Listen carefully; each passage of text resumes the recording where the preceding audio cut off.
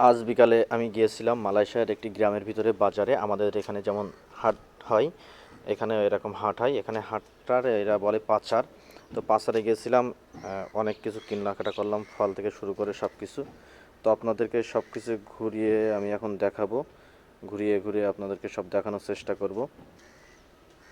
তো এখানে দেখতে পাচ্ছেন সকল প্রকারের মাছ থেকে শুরু করে মাংস থেকে শুরু করে সব কিছু আপনারা এখান থেকে পাবেন।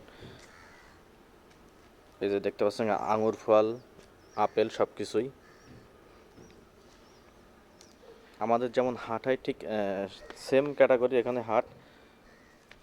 তো দেখে আপনাদের যদি ভালো লাগে অবশ্যই কমেন্ট করবেন, শেয়ার করবেন।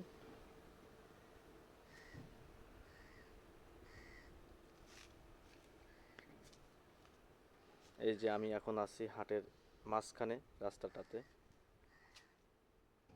এটা হচ্ছে বড়ই, লেবু।